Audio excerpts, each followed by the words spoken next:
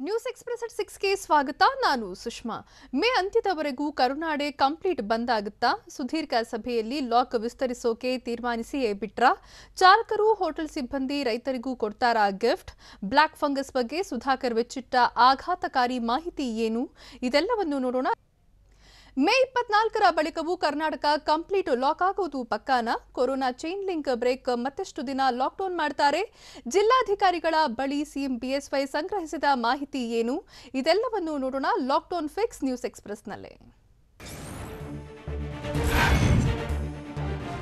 ರಾಜ್ಯದಲ್ಲಿ ಮೇ 24ಕ್ಕೆ ಕಠಿಣ ಲಾಕ್ಡೌನ್ ಮುಗಿಯೋದು ಬಹುತೇಕ ಅನುಮಾನವಾಗಿದೆ. ಮೇ ತಿಂಗಳಾಂತ್ಯದವರೆಗೂ ಗೃಹ ಬಂಧನ ಫಿಕ್ಸ್ ಆಗಲಿದ್ದು, ಬೆಂಗಳೂರು ಸೇರಿದಂತೆ ಇಡೀ ರಾಜ್ಯದಲ್ಲಿ ಲಾಕ್ಡೌನ್ ವಿಸ್ತರಣೆ ಮಾಡುವ ಸಾಧ್ಯತೆ ಇದೆ.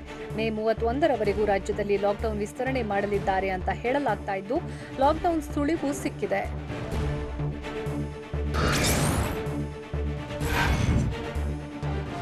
ರಾಜ್ಯದಲ್ಲಿ ಲಾಕ್ಡೌನ್ ವಿಸ್ತರಣೆ ಬಹುತೇಕ ನಿಶ್ಚಿತವಾಗಿದೆ. ಮೇ 24ರ ತನಕ ಇರುವ ಲಾಕ್ಡೌನ್ ವಿಸ್ತರಣೆ ಪಕ್ಕಾ ಎನ್ನಲಾಗಿದ್ದು, ಸರ್ಕಾರದ ಮಟ್ಟದಲ್ಲಿ ಈಗಾಗಲೇ ಚರ್ಚೆ ನಡೆದಿದ್ದು, ಜಿಲ್ಲಾಧಿಕಾರಿಗಳ ಜೊತೆ ಸಿಎಂ ಚರ್ಚಿಸಿದ್ದಾರೆ. ಒಂದು ವಾರ ಲಾಕ್ಡೌನ್ ವಿಸ್ತರಿಸಿದ್ರೆ ಒಳ್ಳೆಯದು ಅನ್ನೋ ಅಭಿಪ್ರಾಯಕ್ಕೆ ಸರ್ಕಾರ ಬಂದಿದೆ.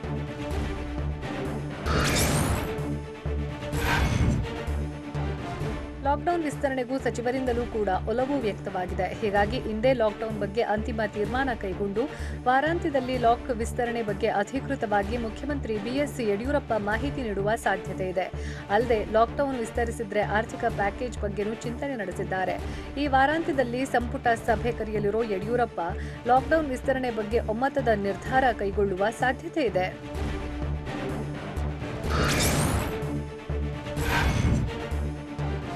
ಕೊರೋನಾ ಸೋಂಕು ನಿಯಂತ್ರಿಸುವ ಸಲುವಾಗಿ ಮತ್ತೆ ಲಾಕ್ಡೌನ್ ಮುಂದುವರಿಸುವ ಬಗ್ಗೆ ರಾಜ್ಯ ಸರ್ಕಾರ ಚಿಂತನೆ ನಡೆಸಿದೆ. ಹೀಗಾಗಿ ಜಿಲ್ಲಾಧಿಕಾರಿಗಳ ಜೊತೆ ಸಿಎಂ ಬಿಎಸ್ವೈ ಮೀಟಿಂಗ್ ನಡೆಸಿದ್ದು, ಸಭೆಯಲ್ಲಿ ಲಾಕ್ಡೌನ್ ಮುಂದುವರಿಕೆ ಬಗ್ಗೆ ಚರ್ಚಿಸಿದ್ದಾರೆ. ಮತ್ತೊಮ್ಮೆ ಲಾಕ್ಡೌನ್ ಮಾಡಿದ್ರೆ ಕೈಗೊಳ್ಳೋ ಕ್ರಮಗಳ ಬಗ್ಗೆ ಮಾಹಿತಿ ಸಂಗ್ರಹಿಸಿದ್ದಾರೆ.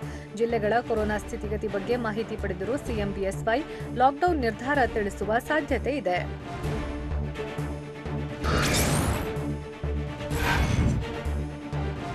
ನಾಳೆ ಪ್ರಧಾನಿ ಮೋದಿ ಜೊತೆ ಸಿಎಂ ಬಿಎಸ್ವೈ ಚರ್ಚೆ ನಡೆಸಲಿದ್ದು, ರಾಜ್ಯದಲ್ಲಿ ಕೊರೋನಾ ಸ್ಥಿತಿಗತಿ ಬಗ್ಗೆ ಮೋದಿಗೆ ಮಾಹಿತಿ ನೀಡಲಿದ್ದಾರೆ. ಲಾಕ್ಡೌನ್ ಪರಿಣಾಮಕಾರಿ ಬಗ್ಗೆ ಮೋದಿ ಜೊತೆ ಸಿಎಂ ಚರ್ಚೆ ನಡೆಸಲಿದ್ದಾರೆ. ಲಾಕ್ಡೌನ್ ಕಂಟಿನ್ಯೂಗೆ ಪ್ರಧಾನಿ ಸೂಚನೆ ನೀಡ್ತಾರಾ ಅನ್ನೋದು ಕುತೂಹಲ ಮೂಡಿಸಿದ್ದು, ಲಾಕ್ಡೌನ್ ಕಂಟಿನ್ಯೂ ಬಗ್ಗೆ ಸಿಎಂ ನೀಡಲಿರೋ ಮಾಹಿತಿಯ ಆಧಾರದ ಮೇಲೆ ಲಾಕ್ಡೌನ್ ಬಗ್ಗೆ ಸಿಎಂ ಬಿಎಸ್ವೈ ಅಂತಿಮ ನಿರ್ಧಾರ ಕೈಗೊಳ್ಳಲಿದ್ದಾರೆ.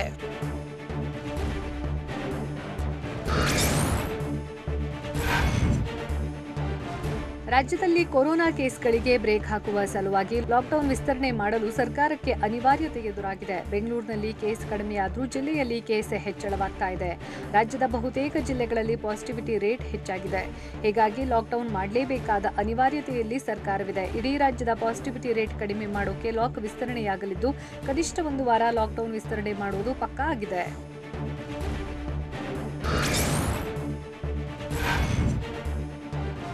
ರಾಜ್ಯದಲ್ಲಿ ಕೊರೋನಾ ಕೇಸ್ಗಳು ಹೆಚ್ಚಾಗ್ತಾ ಇರೋದನ್ನ ನೋಡಿ ಐಸಿಎಂಆರ್ ಲಾಕ್ಡೌನ್ ಮಾಡುವುದು ಅನಿವಾರ್ಯ ಅಂತ ಹೇಳಿತ್ತು. ಕನಿಷ್ಠ 6-8 ವಾರಗಳ ಕಾಲ ಲಾಕ್ಡೌನ್ ಅನಿವಾರ್ಯ ಅಂತ ಐಸಿಎಂಆರ್ ಮುಖ್ಯಸ್ಥ ಬಲರಾಮ್ ಭಾರ್ಗವ್ ಹೇಳಿದ್ರು. 10% ಹೆಚ್ಚು ಪಾಸಿಟಿವ್ ರೇಟ್ ಇರುವ ಕಡೆ ಲಾಕ್ಡೌನ್ ಮಾಡಿ ಎಂದಿತ್ತು. ಹೀಗಾಗಿ ಒಂದು ವಾರ ಲಾಕ್ಡೌನ್ ಮಾಡೋಕೆ ಸರ್ಕಾರ ತೀರ್ಮಾನ ಮಾಡಿದೆ ಎನ್ನಲಾಗಿದೆ.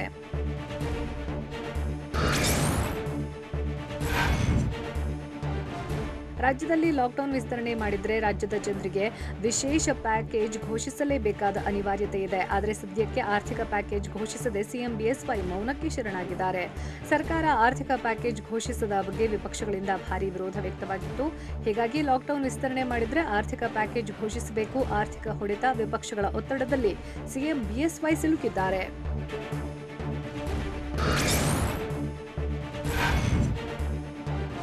ಒತ್ತಡಕ್ಕೆ ಸಿಲುಕಿರೋ ಸಿಎಂ ಬಿಎಸ್ವೈ ಅನಿವಾರ್ಯವಾಗಿ ಆರ್ಥಿಕ ಪ್ಯಾಕೇಜ್ ಘೋಷಿಸಬೇಕಿದೆ. ಸರ್ಕಾರ ಆರ್ಥಿಕ ಪ್ಯಾಕೇಜ್ ಘೋಷಣೆ ಮಾಡಿದ್ರೆ ರಾಜ್ಯದ ಅಭಿವೃದ್ಧಿ ಕೆಲಸ ಬದಿಗುತ್ತುವ ಪ್ಲಾನ್ ಇದೆ. ಬೆಂಗಳೂರಿನ ಅಭಿವೃದ್ಧಿ ಕೆಲಸಗಳಿಗೆ ಬ್ರೇಕ್ ಹಾಕೋಕೆ ಚಿಂತನೆ ನಡೆಸಲಿದ್ದಾರೆ.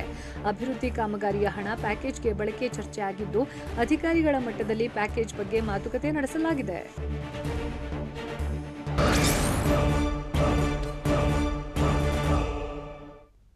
ಇವತ್ತೇ ಲಾಕ್ಡೌನ್ ಭವಿಷ್ಯ ನಿರ್ಧಾರವಾಗುತ್ತಾ? ಬೆಂಗಳೂರಿನಲ್ಲಿ ಲಾಕ್ಡೌನ್ ವಿಸ್ತರಿಸೋಕೆ ಬಿಬಿಎಂಪಿ ಹೇಳೋದು ಏನು?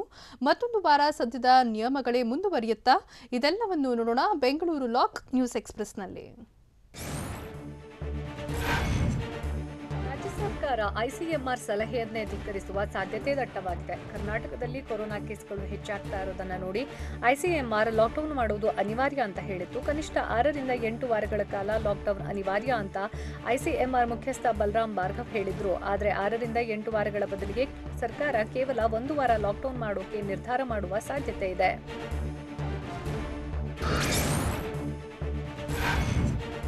ಕೊರೋನಾ ನಿಯಂತ್ರಣಕ್ಕೆ ರಾಜ್ಯ ಸರ್ಕಾರ ಕಠಿಣ ಲಾಕ್ಡೌನ್ ಮಾಡಿದೆ. ಹೀಗಾಗಿ ಮೇ 24ರವರೆಗಿನ ನಿಯಮಗಳನ್ನೇ ಮತ್ತೆ ವಿಸ್ತರಣೆ ಮಾಡುವ ಬಗ್ಗೆ ಚಿಂತನೆ ನಡೆಸಲಾಗಿದೆ. ಪಾಸಿಟಿವಿಟಿ ರೇಟ್ ಹೆಚ್ಚಿರುವ ಜಿಲ್ಲೆಗಳಲ್ಲಿ ಅತ್ಯಂತ ಕಠಿಣ ಕ್ರಮ ಜಾರಿಯಾಗಲಿದೆ. ಬೆಂಗಳೂರನ್ನ ತೊರೆದು ಹೋದವರು ತಕ್ಷಣಕ್ಕೆ ಬೆಂಗಳೂರಿಗೆ ವಾಪಸ್ಸಾಗುವ ಸಾಧ್ಯತೆ ಕಡಿಮೆ ಇದೆ. ಹೀಗಾಗಿ ಜಿಲ್ಲೆಗಳಲ್ಲಿ ಕಠಿಣ ಕ್ರಮವನ್ನ ಮುಂದುವರಿಸೋಕೆ ಸರ್ಕಾರ ಪ್ಲಾನ್ ಮಾಡಿದೆ.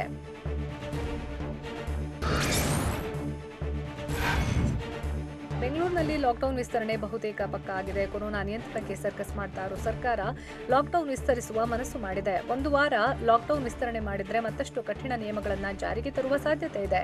ಸದ್ಯ ಬೆಳಗ್ಗೆ 6 ರಿಂದ 10 ಗಂಟೆವರೆಗೆ ಅಗತ್ಯ ವಸ್ತುಗಳ ಖರೀದಿಗೆ ಅವಕಾಶವಿದೆ. ಅಲ್ಲದೆ ಸಂಜೆ 6 ಗಂಟೆವರೆಗೂ ಹಾಲಿನ ಬೂತ್ಗಳನ್ನು ತೆರೆಯೋಕೆ ಪರ್ಮಿಷನ್ ನೀಡಿದ್ದಾರೆ. ಆದರೆ ಮುಂದಿನ ಲಾಕ್ಡೌನ್ನಲ್ಲಿ ಈ ಅವಕಾಶಕ್ಕೂ ಕತ್ತರಿ ಬೀಳುವ ಸಾಧ್ಯತೆ ಇದೆ.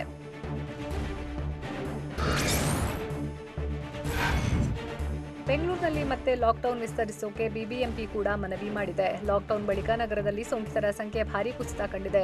ನಿತ್ಯ 25,000ದಷ್ಟು ಪತ್ತೆಯಾಗ್ತಾ ಇದ್ದ ಸೋಂಕಿತರು ಈಗ 8,000ಕ್ಕೆ ಕುಸಿದಿದ್ದಾರೆ. ಆದರೂ ಮೇ ಅಂತ್ಯದವರೆಗೆ ಲಾಕ್ಡೌನ್ ಮುಂದುವರಿಸೋಕೆ ಸರ್ಕಾರಕ್ಕೆ ಬಿಬಿಎಂಪಿ ಅಧಿಕಾರಿಗಳು ಮನವಿ ಮಾಡಿದ್ದಾರೆ.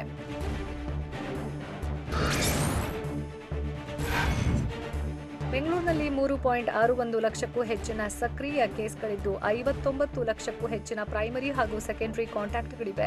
ಬಹುತೇಕ ಪ್ರೈಮರಿ ಕಾಂಟ್ಯಾಕ್ಟ್ಗಳನ್ನು ಕೋವಿಡ್ ಟೆಸ್ಟ್ಗೆ ಒಳಪಡಿಸಿದ್ರೆ ಸೋಂಕಿತರ ಸಂಖ್ಯೆ ಏರಿಕೆಯಾಗುವ ಸಾಧ್ಯತೆ ಇದೆ. ಮೇ ಆರಂಭದಿಂದ 2,946 ಜನ ಸೋಂಕಿಗೆ ಬಲಿಯಾಗಿದ್ದಾರೆ. ಅಲ್ಲದೆ ಮುಂದಿನ ಸಾವಿನ ಪ್ರಮಾಣ ಮತ್ತಷ್ಟು ಹೆಚ್ಚಾಗುವ ಭೀತಿಯೂ ಇದೆ. ಹೀಗಾಗಿ ಲಾಕ್ಡೌನ್ ವಿಸ್ತರಿಸೋಕೆ ಬಿಬಿಎಂಪಿ ಮನವಿ ಮಾಡಿದೆ.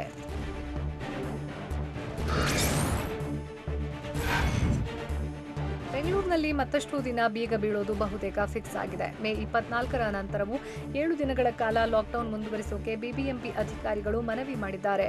ಐಸಿಎಂಆರ್ ಹಾಗೂ ಬಿಬಿಎಂಪಿ ಕೋವಿಡ್ ಸಲಹಾ ಸಮಿತಿಯ ಮಾಹಿತಿ ಆಧಾರದ ಮೇಲೆ ಸೋಂಕು ನಿಯಂತ್ರಣಕ್ಕೆ ಬರೋಕೆ ಹಾಗೂ ಚೈನ್ ಲಿಂಕ್ ಬ್ರೇಕ್ ಮಾಡೋಕೆ ಮೇ 24ರ ನಂತರವೂ ಲಾಕ್ಡೌನ್ ಮುಂದುವರಿಸೋಕೆ ಕೋರಲಿದ್ದಾರೆ. ಅಲ್ಲದೆ ಮೇ ಅಂತ್ಯದವರೆಗೂ ಲಾಕ್ಡೌನ್ ಮುಂದುವರಿಸಿದ್ರೆ ಪಾಸಿಟಿವಿಟಿ ರೇಟ್ 15% ತರುವ ಭರವಸೆ ನೀಡಿದ್ದಾರೆ.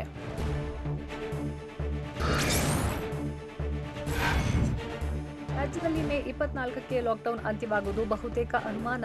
ಮತ್ತೊಂದು ವಾರದ ಕಾಲ ಲಾಕ್ಡೌನ್ ವಿಸ್ತರಣೆಯಾಗುವ ಚಿಂತನೆ ಇದೆ. ಅಗತ್ಯ ಬಿದ್ದರೆ ಜೂನ್ 2ನೇ ವಾರದ ತನಕವೂ ಕೂಡ ಲಾಕ್ಡೌನ್ ವಿಸ್ತರಣೆಯಾಗುವ ಸಾಧ್ಯತೆ ಇದೆ. ಆದರೆ ಸೋಂಕಿನ ಸಂಖ್ಯೆ, ಪಾಸಿಟಿವಿಟಿ ರೇಟ್ ಕಡಿಮೆ ಇರುವ ಜಿಲ್ಲೆಗಳಲ್ಲಿ ನಿಯಮಗಳನ್ನು ಸಡಿಲಗೊಳಿಸುವ ಸಾಧ್ಯತೆ ಇದ್ದು, ಉಳಿದಂತೆ ಐಸಿಎಂಆರ್ ಸೂಚನೆ ಪಾಲಿಸಿ ಮತ್ತಷ್ಟು ದಿನಗಳಿಗೆ ಲಾಕ್ಡೌನ್ ವಿಸ್ತರಣೆ ಆಗಬಹುದು.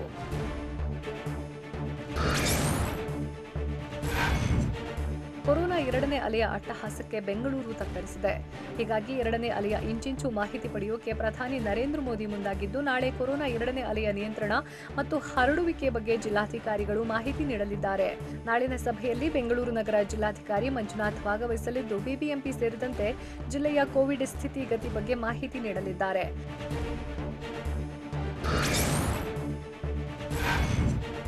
ಕೊರೋನಾ ರಾಜಧಾನಿಯಾಗಿ ಬದಲಾಗಿರೋ ಬೆಂಗಳೂರಿನಲ್ಲಿ ಕೊರೋನಾ ನಿಯಂತ್ರಿಸೋಕೆ ಸರ್ಕಾರ ಸರ್ಕಸ್ ಮಾಡ್ತಿದೆ. ಆದರೆ ಮೇ 24ರ ಬಳಿಕ ಲಾಕ್ಡೌನ್ ಮುಂದುವರಿಕೆ ಬಗ್ಗೆ ಸರ್ಕಾರ ಇನ್ನೂ ತಜ್ಞರ ಸಮಿತಿ ಬಳಿ ಚರ್ಚೆ ನಡೆಸಿಲ್ಲ. ಒಂದು ವೇಳೆ ಸರ್ಕಾರ ಚರ್ಚೆ ನಡೆಸಿದ್ರೆ ಮೇ 24ರ ಬಳಿಕ ಮತ್ತೊಂದು ವಾರ ಲಾಕ್ಡೌನ್ ಮುಂದುವರಿಸೋಕೆ ತಜ್ಞರ ಸಮಿತಿ ಅಭಿಪ್ರಾಯ ತಿಳಿಸಲಿದೆ.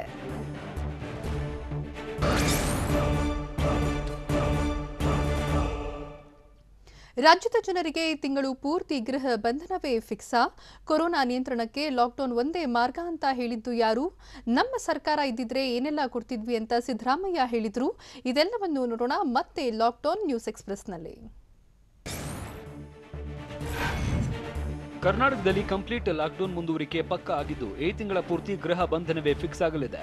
ಲಾಕ್ಡೌನ್ 7 ದಿನಾನ 15 ದಿನಾನ ಅನ್ನೋದು ಇವತ್ತೇ ನಿರ್ಧಾರವಾಗುವ ಸಾಧ್ಯತೆಗಳಿದೆ.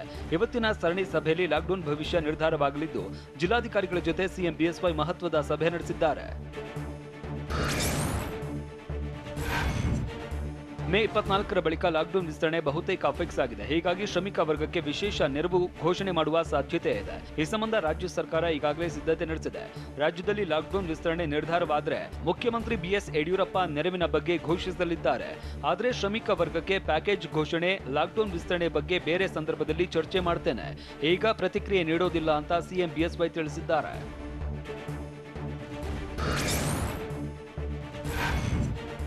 ಲಾಕ್ಡೌನ್ ವಿಚಾರದಲ್ಲಿ ಮುಖ್ಯಮಂತ್ರಿಗಳು ಸರ್ಕಾರದ ಮಟ್ಟದಲ್ಲಿ ಏನನ್ನ ಮಾಡಬೇಕು ಅಂತ ನಿರ್ಧಾರ ಕೈಗೊಳ್ತಾರೆ ಅಂತ ಡಿಸಿಎಂ ಅಶ್ವಥ್ ನಾರಾಯಣ್ ಹೇಳಿದ್ದಾರೆ. ಟಿವಿ9 ಜೊತೆ ಮಾತನಾಡಿದ ಅವರು, ಸದ್ಯದ ಪರಿಸ್ಥಿತಿ ಅಂಕಿ ಅಂಶಗಳನ್ನ ನೋಡಿ ಲಾಕ್ಡೌನ್ ಬಗ್ಗೆ ನಿರ್ಧಾರ ತೆಗೆದುಕೊಳ್ತಾರೆ. ನಾಳೆ ಪ್ರಧಾನಿ ಜೊತೆಗಿನ ಸಭೆಯಲ್ಲಿ ನಾನು ಕೂಡ ಭಾಗಿಯಾಗ್ತೇನೆ. ಕಾರ್ಯನಿರ್ವಹಣೆ ಬಗ್ಗೆ ಮಾಹಿತಿ ಕೊಡ್ತೇವೆ ಅಂತ ಅಶ್ವಥ್ ನಾರಾಯಣ್ ತಿಳಿಸಿದ್ದಾರೆ.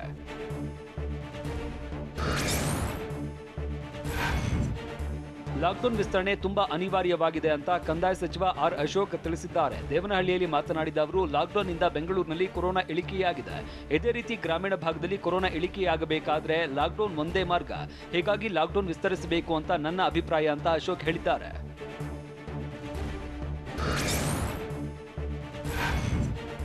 ರಾಜ್ಯದಲ್ಲಿ ಲಾಕ್ಡೌನ್ ಮುಂದುವರಿಸುವುದು ಅನಿವಾರ್ಯ ಅಂತ ಸಚಿವ ಮುರುಗೇಶ್ ನಿರಾಣಿ ತಿಳಿಸಿದ್ದಾರೆ. ಲಾಕ್ಡೌನ್ ಮಾಡಿರೋದ್ರಿಂದ 3 ದಿನಗಳಿಂದ ಕೊರೋನಾ ಕೇಸ್ ಸ್ವಲ್ಪ ಕಡಿಮೆಯಾಗಿದೆ. ಹೀಗಾಗಿ ಇನ್ನೂ 10 ದಿನ ಲಾಕ್ಡೌನ್ ಹೆಚ್ಚಿಸಿದ್ರೆ ಉತ್ತಮವಾಗಲಿದ್ದು, ಪ್ರಧಾನಿ ಮೋದಿ ಸಭೆ ಬಳಿಕ ಅವರ ಸಲಹೆ, ತಜ್ಞರು ಕೊಟ್ಟಿರುವ ಸಲಹೆಯನ್ನ ಜಾರಿಗೆ ತರ್ತೇವೆ ಅಂತ ಕಲಬುರಗಿಯಲ್ಲಿ ನಿರಾಣಿ ಹೇಳಿದ್ದಾರೆ.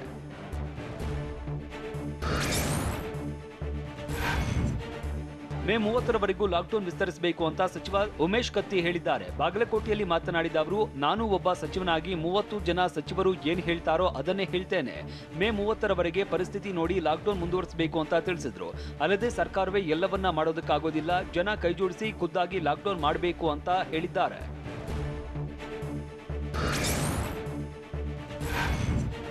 ನಮ್ಮ ಸರ್ಕಾರ ಇದ್ದಿದ್ರೆ 10 ಕೆಜಿ ಅಕ್ಕಿ 10,000 ಕೊಟ್ಟು ಎಲ್ಲರೂ ಆರಾಮಾಗಿ ಮನೆಯಲ್ಲಿರಿ ಅಂತ ಹೇಳಿ ಲಾಕ್ಡೌನ್ ಮಾಡ್ತಾ ಇದ್ವಿ ಅಂತ ವಿಪಕ್ಷ ನಾಯಕ ಸಿದ್ದರಾಮಯ್ಯ ಹೇಳಿದ್ದಾರೆ. ಕೋಲಾರ ಜಿಲ್ಲೆ ಕೆಜಿಎಫ್ನಲ್ಲಿ ಮಾತನಾಡಿದ ಅವರು, ಕೊರೋನಾ ಅತ್ಯಂತ ಮಾರಕ ರೋಗವಾಗಿದ್ದು ಸಾಧ್ಯವಾದರೆ 2 ಮಾಸ್ಕ್ ಹಾಕಿ, ಯಾರು ನಿರ್ಲಕ್ಷ್ಯ ಮಾಡಬೇಡಿ ಅಂತ ತಿಳಿಸಿದ್ದಾರೆ. ಅಲ್ಲದೆ ತಪ್ಪದೆ ಎಲ್ಲರೂ ವ್ಯಾಕ್ಸಿನ್ ಹಾಕಿಸಿಕೊಳ್ಳಿ ಅಂತ ಕರೆ ಕೊಟ್ಟರು.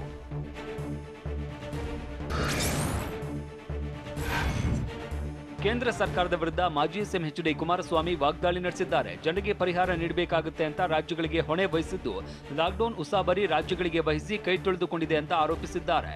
ಕೇಂದ್ರ ಕೈ ಬಿಟ್ಟಂತೆ ರಾಜ್ಯ ಸರ್ಕಾರ ಜನರನ್ನ ನಿರ್ಲಕ್ಷಿಸಬಾರದು. ಜನರ ಅಗತ್ಯತೆಗಳನ್ನ ಪೂರೈಸುವುದರತ್ತ ಗಮನ ಹರಿಸಬೇಕು. ಜೀವ ಉಳಿಸುತ್ತಲೇ ಜೀವನಕ್ಕೂ ನೆರವಾಗುವುದು ಸರ್ಕಾರದ ಕರ್ತವ್ಯ ಅಂತ ಹೇಳಿದ್ದಾರೆ.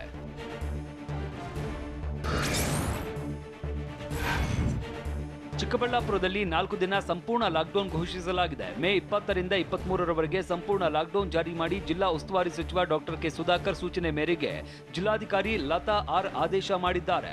ದಿನಸಿ ತರಕಾರಿ ಮಾರಾಟಕ್ಕೂ ನಿರ್ಬಂಧ ವಿಧಿಸಿದ್ದು, ಅಂತರ್ ಜಿಲ್ಲೆ ಅಂತರ್ ರಾಜ್ಯ ಪ್ರಯಾಣ ಕಂಪ್ಲೀಟ್ ಬಂದ್ ಆಗಿರಲಿದೆ. ಸರಕು ಸಾಗಣೆ ವಾಹನಗಳ ಸಂಚಾರಕ್ಕೆ ಅವಕಾಶ ನೀಡಿದ್ದು, ಹಾಲಿನ ಬೂತ್ಗಳು ಬೆಳಗ್ಗೆ 6ರಿಂದ 10 ಗಂಟೆವರೆಗೂ ತೆರೆಯಬಹುದಾಗಿದೆ.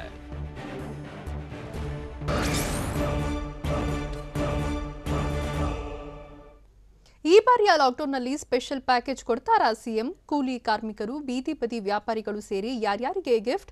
ಅಧಿಕಾರಿಗಳಿಗೆ ಮುಖ್ಯಮಂತ್ರಿ ಯಡಿಯೂರಪ್ಪ ಸೂಚನೆ ನೀಡಿರುವುದು ಏನು?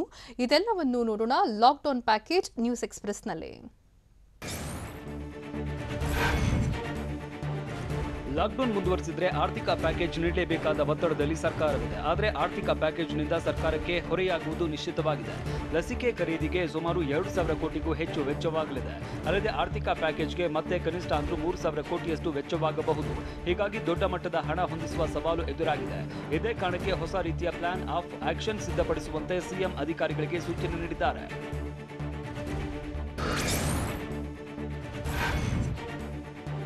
ಕೊರೋನಾ ಕೊಟ್ಟಿರುವ ಏಟಿನಿಂದ ಈಗಾಗಲೇ ರಾಜ್ಯ ಸರ್ಕಾರ ಆರ್ಥಿಕ ಹೊಡೆತ ಅನುಭವಿಸಿದೆ. ಇದೀಗ ಮತ್ತೆ ಲಾಕ್ಡೌನ್ ವಿಸ್ತರಣೆ ಮಾಡುವ ಸಾಧ್ಯತೆ ಇದ್ದು, ಆರ್ಥಿಕ ಹೊಡೆತದ ನಡುವೆನೇ ಮುಖ್ಯಮಂತ್ರಿ ಬಿಎಸ್ ಯಡಿಯೂರಪ್ಪ ಸ್ಪೆಷಲ್ ಪ್ಯಾಕೇಜ್ ನೀಡ್ತಾರಾ ಅನ್ನೋದು ಪ್ರಶ್ನೆಯಾಗಿದೆ. ಲಾಕ್ಡೌನ್ನಿಂದ ಬೆಂದು ಹೋದವರ ಕೈ ಹಿಡಿತಾರಾ? ಒಪ್ಪತ್ತಿನ ಊಟಕ್ಕೂ ಪರದಾಡ್ತಾ ಇರೋರ ಕಣ್ಣೀರು ಒರೆಸ್ತಾರಾ? ಯಾರಿಗೆಲ್ಲ ಸ್ಪೆಷಲ್ ಪ್ಯಾಕೇಜ್ ನೀಡ್ತಾರೆ ಅನ್ನೋದನ್ನ ಕಾದು ನೋಡಬೇಕಿದೆ. ಲಾಕ್ಡೌನ್ ವಿಸ್ತರಿಸಿದ್ದೇ ಆದಲ್ಲಿ ವಿಶೇಷ ಪ್ಯಾಕೇಜ್ ಘೋಷಿಸಿ ಅಂತ ರಾಜ್ಯ ಸರ್ಕಾರಕ್ಕೆ ವಿರೋಧ ಪಕ್ಷಗಳು ಒತ್ತಾಯ ಮಾಡಿವೆ. ಲಾಕ್ಡೌನ್ ಮಾಡಿದ್ರೆ ಜನರಿಗೆ ಆರ್ಥಿಕ ನೆರವು, ಫುಡ್ ಕಿಟ್ ನೀಡಿ ಜನರ ಸಂಕಷ್ಟಕ್ಕೆ ನೆರವಾಗಬೇಕು ಅಂತ ವಿಪಕ್ಷ ನಾಯಕ ಸಿದ್ದರಾಮಯ್ಯ, ಜೆಡಿಎಸ್ ನಾಯಕ ಎಚ್ ಡಿ ಕುಮಾರಸ್ವಾಮಿ ಆಗ್ರಹಿಸಿದ್ದಾರೆ.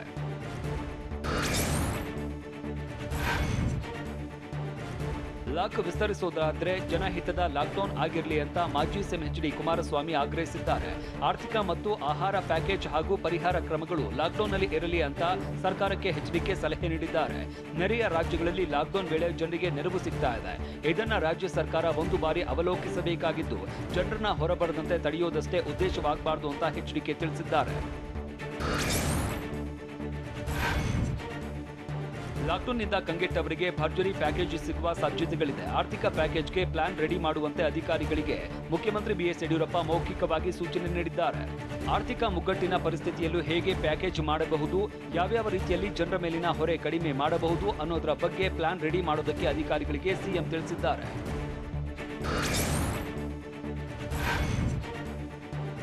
ಲಾಕ್ಡೌನ್ ವಿಸ್ತರಣೆಗೆ ಸರ್ಕಾರ ಚಿಂತನೆ ನಡೆಸಿದ್ದು ಜನಸಾಮಾನ್ಯರಿಗೆ ರಿಲೀಫ್ ನೀಡುವ ಸಾಧ್ಯತೆಗಳಿದೆ. ಲಾಕ್ಡೌನ್ ವಿಸ್ತರಣೆಯಾದರೆ ಬಿಲ್ ಪಾವತಿ ದಿನಾಂಕ ಮುಂದಕ್ಕೆ ಹಾಕುವ ನಿರೀಕ್ಷೆ ಇದೆ. ಮುಖ್ಯಮಂತ್ರಿ ಬಿಎಸ್ ಯಡಿಯೂರಪ್ಪ ವಿದ್ಯುತ್, ನೀರಿನ ಬಿಲ್ ಪಾವತಿ ಮುಂದೂಡುವ ಸಾಧ್ಯತೆ ಇದೆ. ಬಿಲ್ ಪಾವತಿ ಮುಂದೂಡುವ ಮೂಲಕ ಸಾಮಾನ್ಯ ಜನರಿಗೆ ರಿಲೀಫ್ ನೀಡುವ ಪ್ಲಾನ್ ಇದ್ದು, ಬಿಲ್ ಪಾವತಿ ಮುಂದೂಡಿದ್ರೆ ಜನರ ಬಳಿ ಖರ್ಚಿಗೆ ಹೆಚ್ಚಿನ ಹಣ ಲಭ್ಯವಾಗಲಿದೆ. ಸಂಕಷ್ಟದಲ್ಲಿರುವ ರೈತರಿಗೆ ರಾಜ್ಯ ಸರ್ಕಾರ ನೆರವಾಗುತ್ತಾ ಅನ್ನೋದು ಕುತೂಹಲ ಮೂಡಿಸಿದೆ. ಲಾಕ್ಡೌನ್ನಿಂದ ಕೃಷಿ ಚಟುವಟಿಕೆಗಳಿಗೂ ಹೊಡೆತ ಬಿದ್ದಿದೆ. ಅಲ್ಲದೆ ಕೃಷಿ ಉತ್ಪನ್ನಗಳ ಮಾರಾಟಕ್ಕೆ ಭಾರಿ ಅಡ್ಡಿಯಾಗಿದ್ದು, ಬೆಳೆದ ಬೆಳೆ ನಿರೀಕ್ಷಿತ ಮಟ್ಟದಲ್ಲಿ ಮಾರಾಟವಾಗದೆ ರೈತರು ಕಂಗಾಲಾಗಿದ್ದಾರೆ. ಹೀಗಾಗಿ ರಾಜ್ಯದ ಅನ್ನದಾತರಿಗೆ ಸರ್ಕಾರ ನೆರವಾಗುತ್ತಾ ಅನ್ನೋ ಪ್ರಶ್ನೆ ಉದ್ಭವಿಸಿದ್ದು, ಕೃಷಿ ಕ್ಷೇತ್ರಕ್ಕೆ ಪ್ಯಾಕೇಜ್ ರಿಲೀಸ್ ಮಾಡ್ತಾರಾ ಕಾದು ನೋಡಬೇಕಿದೆ.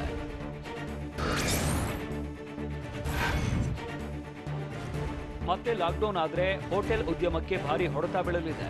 ಸದ್ಯ ಪಾರ್ಸಲ್ ವ್ಯವಸ್ಥೆ ಇದ್ರೂ ಹೋಟೆಲ್ಗಳಿಗೆ ಭಾರಿ ನಷ್ಟವಾಗ್ತಾ ಇದೆ. ಕಳೆದ ಬಾರಿ ಲಾಕ್ಡೌನ್ನಿಂದ 1.75 ಲಕ್ಷ ಜನ ಕೆಲಸ ಕಳೆದುಕೊಂಡಿದ್ದಾರೆ. ಬೆಂಗಳೂರಿನಲ್ಲಿ 90,000 ಹೋಟೆಲ್ ಸಿಬ್ಬಂದಿ ಕೆಲಸ ಹೋಗಿದೆ. ಹೀಗಾಗಿ ಹೋಟೆಲ್ ಉದ್ಯಮಕ್ಕೂ ಸರ್ಕಾರ ಪ್ಯಾಕೇಜ್ ಘೋಷಿಸಬೇಕಿದೆ.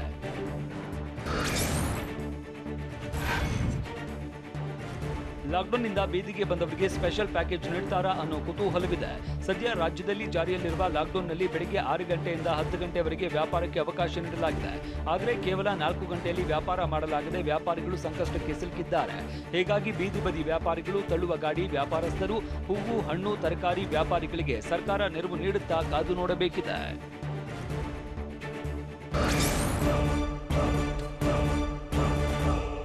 ಬ್ಲಾಕ್ ಫಂಗಸ್ ಬಗ್ಗೆ ಸಚಿವ ಸುಧಾಕರ್ ಹೇಳಿದ ಆಘಾತಕಾರಿ ಮಾಹಿತಿ ಏನು? ರಾಜ್ಯ ಸರ್ಕಾರದ ವಿರುದ್ಧ ಸಿದ್ದರಾಮಯ್ಯ ಚಾಟಿ ಬೀಸಿದ್ದು ಹೇಗೆ? ಶವ ನೀಡೋಕೆ 6 ಲಕ್ಷ ಕೇಳಿದ ಬೆಂಗಳೂರಿನ ಆಸ್ಪತ್ರೆ ಯಾವುದು? ಇಂಥ ಮತ್ತಷ್ಟು ಸುದ್ದಿಗಳನ್ನು ನೋಡೋಣ ಕೊರೋನಾ ಘಾತ ನ್ಯೂಸ್ ಎಕ್ಸ್‌ಪ್ರೆಸ್‌ನಲ್ಲಿ.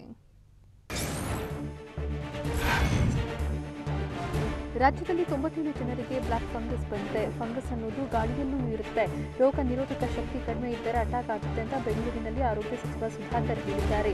ಬ್ಲಾಕ್ ಫಂಗಸ್ ಮುಚ್ಚಿಡುವ ಕಾಯಿಲೆ ಅಲ್ಲ, ಇದು ಪ್ರತಿಯೊಬ್ಬರಿಗೂ ಗೊತ್ತಾಗುತ್ತೆ. ಮೂಗಿನಲ್ಲಿದ್ದಾಗ ಗೊತ್ತಾಗಲ್ಲ, ಕಣ್ಣಿಗೆ ಬಂದಾಗ ಗೊತ್ತಾಗುತ್ತೆ. ಹೀಗಾಗಿ ಆರಂಭದಲ್ಲೇ ಎಚ್ಚರಿಕೆ ವಹಿಸಬೇಕು ಅಂತ ಸಚಿವ ಕೆ ಸುಧಾಕರ್ ಹೇಳಿದ್ದಾರೆ.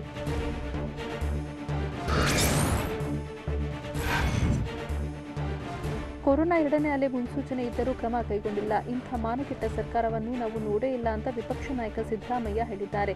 ನಿಮ್ಮ ಕೈಯಲ್ಲಿ ಆಗೋದಿಲ್ಲ ಅಂದ್ರೆ ಬಿಡಿ ಅಂದ್ರೂ ಬಿಟ್ಟಿಲ್ಲ, ನಾವಾದ್ರೂ ಬಂದು ಏನಾದ್ರೂ ಮಾಡ್ತಿದ್ವಿ. ಸುಳ್ಳೆ ಇವರ ಮನೆ ದೇವರು ಅಂತ ಸಿದ್ದರಾಮಯ್ಯ ಲೇವಡಿ ಮಾಡಿದ್ದಾರೆ.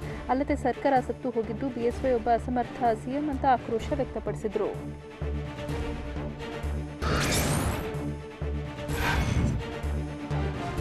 ಆರೋಗ್ಯ ಸಚಿವ ಡಾಕ್ಟರ್ ಕೆ ಸುಧಾಕರ್ ವಿರುದ್ಧ ಸಿದ್ದರಾಮಯ್ಯ ವಾಗ್ದಾಳಿ ನಡೆಸಿದ್ದಾರೆ. ಚಾಮರಾಜನಗರ ಆಕ್ಸಿಜನ್ ದುರಂತ ಬಗ್ಗೆ ಕಿಡಿಕಾರಿದ ಸಿದ್ದರಾಮಯ್ಯ, ಸುಧಾಕರ್ ಎಂಬ ಒಬ್ಬ ಹೆಲ್ತ್ ಮಿನಿಸ್ಟರ್ ಇದ್ದಾನೆ, ಆತ ಆಕ್ಸಿಜನ್ ಕೊರತೆಯಿಂದ 3 ಸತ್ತಿದ್ದಾರೆ ಅಂತಾನೆ, ಆದರೆ 28 ಜನ ಸತ್ತಿದ್ದಾರೆ ಎಂದು ಅಲ್ಲಿನ ಡಾಕ್ಟರ್ಸ್ ಹೇಳ್ತಾರೆ. ಇಂತಹ ಭಂಡರನ್ನ ನೋಡಿಲ್ಲ ಅಂತ ಸಿದ್ದರಾಮಯ್ಯ ಕಿಡಿಕಾರಿದ್ರು.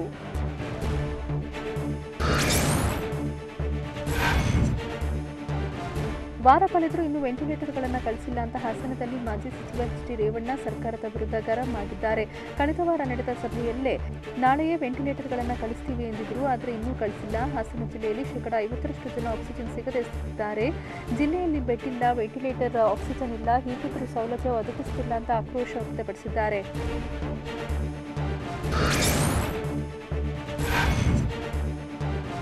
ಹಾಸನ ಜಿಲ್ಲೆಯಲ್ಲಿ ಇಂದು 29 ಜನರು ಮೃತಪಟ್ಟಿರುವ ಬಗ್ಗೆ ನನಗೆ ಅಧಿಕೃತ ಮಾಹಿತಿ ಇದೆ ಅಂತ ಮಾಜಿ ಸಚಿವ ರೇವಣ್ಣ ಹೇಳಿದ್ದಾರೆ. ರಾಜ್ಯದಲ್ಲಿ ಕೊರೋನಾ ಪರಿಸ್ಥಿತಿ ಕೈಮೀರಿದೆ, ಇನ್ನು ಕೊರೋನಾ ತಾಂಡವ ಆಡ್ತಾ ಇದೆ, ಎಲ್ಲಿ ಹೋದರೂ ಆ ಪಂಚ ಪಾಂಡವರು ಅಂತ ಮಾಜಿ ಸಚಿವ ರೇವಣ್ಣ ಸಚಿವರ ವಿರುದ್ಧ ಕಿಡಿಕಾರಿದ್ದಾರೆ.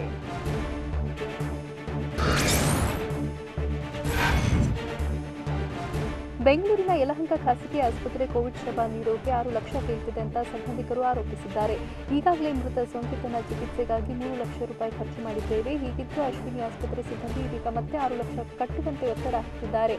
ಹಣ ಕಟ್ಟಿದರೆ ಮಾತ್ರ ಮೃತದೇಹ ನೀಡ್ತೀವಿ ಅಂತ ಆಸ್ಪತ್ರೆ ಸಿಬ್ಬಂದಿ ಹೇಳ್ತಿದ್ದಾರೆ ಅಂತ ಮೃತನ ಸಂಬಂಧಿಕರು ಕಣ್ಣೀರಾಕಿದ್ದಾರೆ.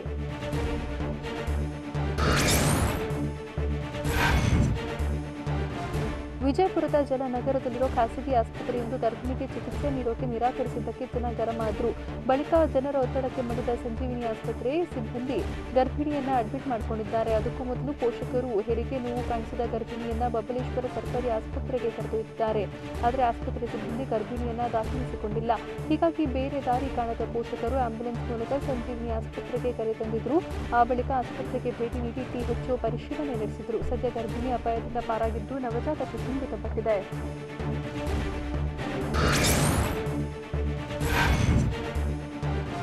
ಚಿಕ್ಕಮಗಳೂರು ತಾಲೂಕಿನ ಇಂದಿರಾನಗರದಲ್ಲಿ ಅಂತ್ಯಕ್ರಿಯೆಯಲ್ಲಿ ಭಾಗವಹಿಸಿದ್ದ 128 ಜನರಿಗೆ ಕೊರೋನಾ ವಕ್ಕರಿಸಿಕೊಂಡಿದೆ.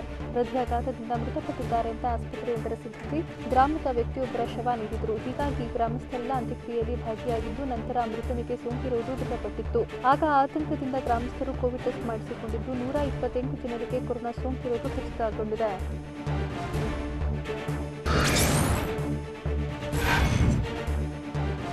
ಕೋವ್ಯಾಕ್ಸಿನ್ ಲಸಿಕೆಯನ್ನು ವಿದೇಶದಲ್ಲಿ ಉತ್ಪಾದಿಸೋಕೆ ಭಾರತ ಸರ್ಕಾರ ಪ್ಲಾನ್ ಮಾಡಿದೆ. ಭಾರತದಲ್ಲಿ ಕೋವ್ಯಾಕ್ಸಿನ್ ಲಸಿಕೆ ಕೊರತೆ ಕಾರಣದಿಂದಾಗಿ ಜರ್ಮನಿಯ 5 ಕಂಪನಿಗಳಿಂದ ಲಸಿಕೆ ಉತ್ಪಾದಿಸೋಕೆ ಆಸಕ್ತಿ ವಹಿಸಿದೆ. ಮಿಷನ್ ಕೋವಿಡ್ ಸುರಕ್ಷಾ ಯೋಜನೆಯಡಿ ಲಸಿಕೆ ತಂತ್ರಜ್ಞಾನವನ್ನು ವಿದೇಶಕ್ಕೆ ವರ್ಗಾಯಿಸಿ ಡೋಸ್ ಉತ್ಪಾದಿಸೋಕೆ ಯೋಜನೆ ಮಾಡಿದೆ. ತಂತ್ರಜ್ಞಾನ ವರ್ಗಾವಣೆಗೆ ಭಾರತ್ ಬಯೋಟೆಕ್ ರೆಡಿಯಾಗಿದ್ದು ಎಲ್ಲ ಸುಸಂಹಿತವಾಗಿ ನಡೆದರೆ ಜರ್ಮನಿಯಲ್ಲಿ ತಿಂಗಳಿಗೆ 10 ಕೋಟಿ ಡೋಸ್ ಲಸಿಕೆ ಉತ್ಪಾದಿಸಬಹುದು ಅಂತ ಹೇಳಲಾಗಿದೆ.